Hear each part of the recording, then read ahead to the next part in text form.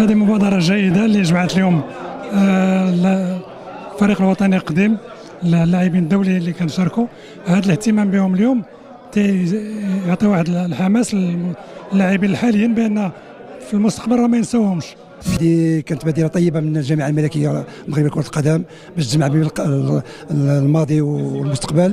حنا فخورين بهذه اللعابة، وكنشكروا لهم الطاقم التقني ولا الجامعة الملكية المغربية ولا اللاعبين اللي ديبلاصاو اللاعبين القدامى. كنشكر الجامعة الملكية لكرة القدم بشخص سي فوزي قشاع.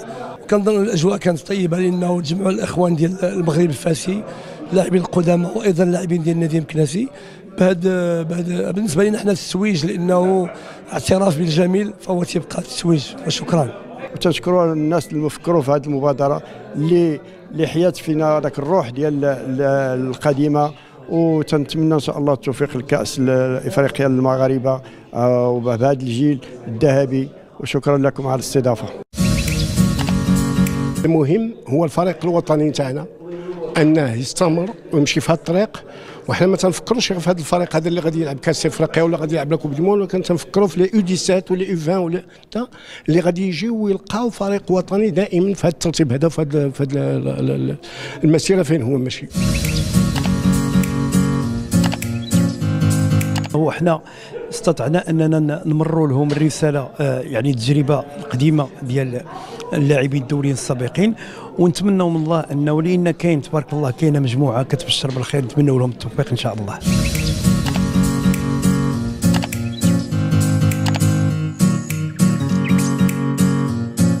وهذه البادره هذه ما يمكن لها تكون غير بادره خير بالنسبه لنا كاملين، الاعتراف بالعمل اللي قاموا به. وكما شفتي بين الجيل ديالنا الجديد فهم شغوفين باش يعرفوا هاد الناس ويتعرفوا عليهم، فتنظن تنشكرهم على الزياره وتنشكروا الجامعه على هذه البادره الطيبه. شكرا.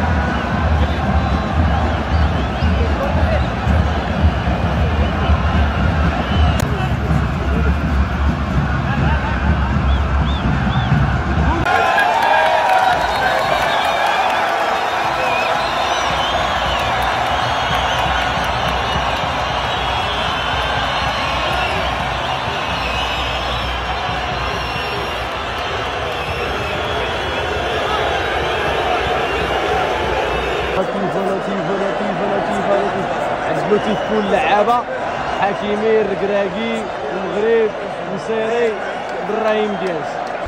وبدا الماتش.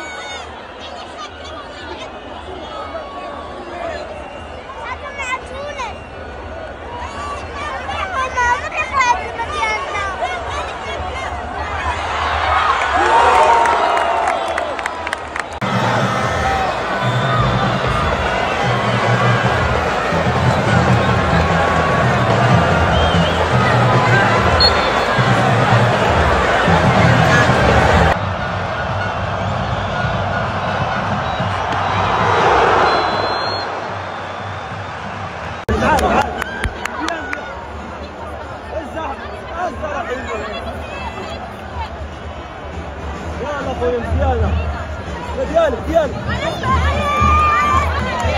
ايوا